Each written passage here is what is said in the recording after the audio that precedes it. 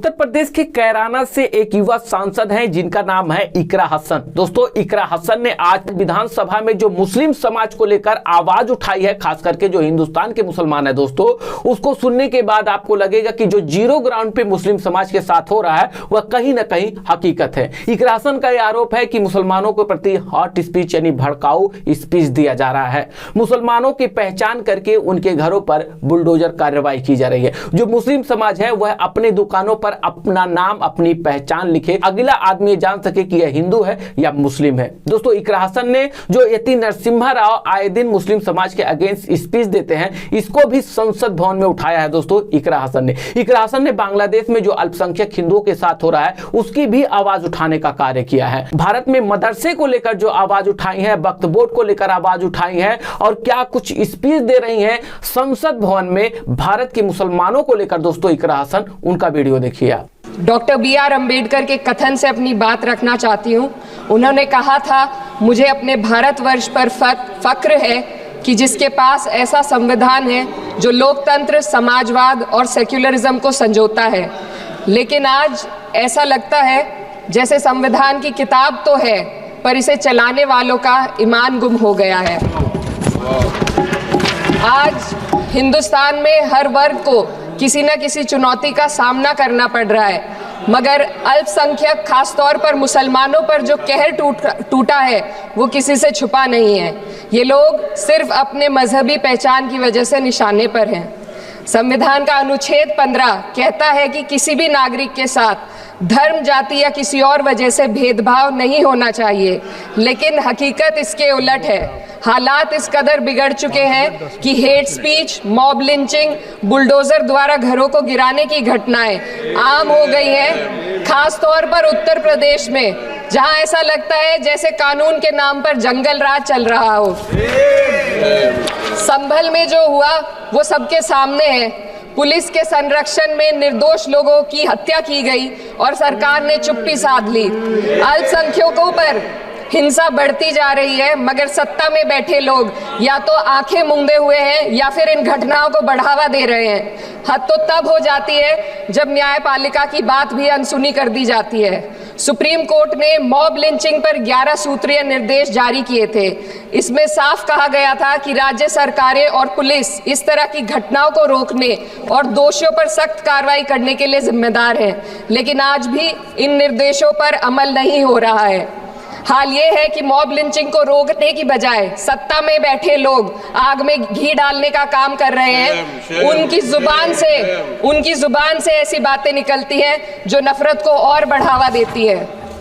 ये अशांति अब इतनी गहराई तक फैल चुकी है कि हमारे समाज के धर्मनिरपेक्ष चरित्र पर गंभीर सवाल उठ रहे हैं। साल की शुरुआत में ही कई राज्यों में दुकानदारों को अपने नाम बोर्ड पर लगाने के लिए मजबूर किया गया।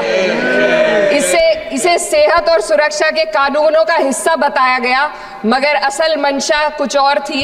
ये कदम खास तौर पर मुसलमान दुकानदारों को निशाना बनाकर उठाया गया ताकि उनकी रोजी रोटी पर चोट की जाए। पिछले हफ्ते मुरादाबाद में एक मुस्लिम डॉक्टर को हिंदू बहुल्य मोहल्ले में घर खरीदने पर विरोध झेलना पड़ा।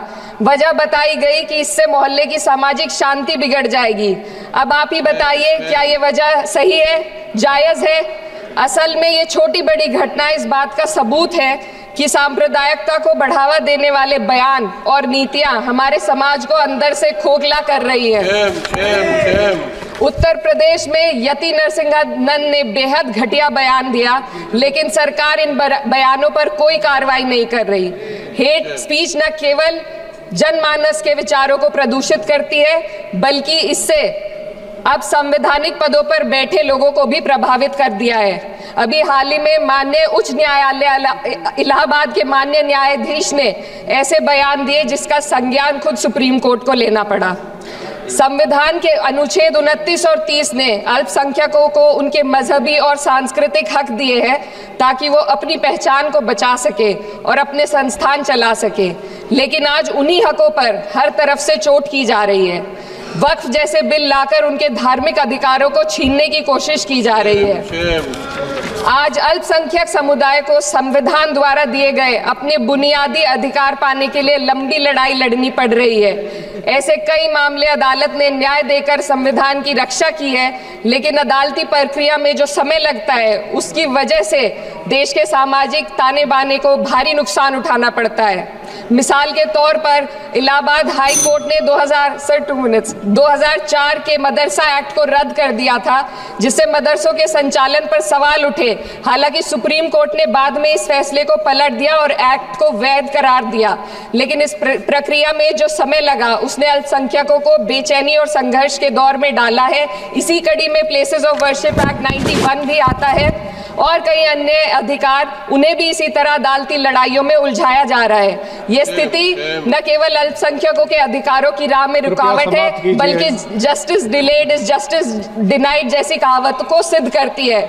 मैं इस सदन से दुनिया भर के अल्पसंख्यकों की आवाज उठाना चाहती हूँ, खास तौर पर हमारे पड़ोसी देश बांग्लादेश में अल्पसंख्यकों के साथ जो हो रहा है वे दिल को गहरे तक चोट पहुंचाने वाला है। उनकी जान माल की हत्या की जा रही है। बांग्लादेश हो या हिंदुस्तान हो या कोई और देश, अल्पसंख्यकों की सुरक्षा, इज्जत और अधिकारों की हिफाजत हर सरकार की सबसे पहली जिम्मेदारी होनी चाहिए।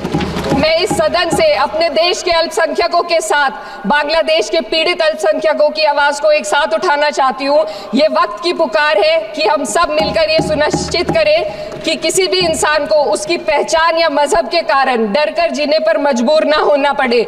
जहाँ हक छीने जाते हैं वहाँ अमन खो जाता है। ये बात हर सरकार को समझनी चाहिए। अगर हम सच में अपने संविधान का सम्मान करना चाहते हैं तो हमें नफरत और भेदभाव को खत्म करना होगा।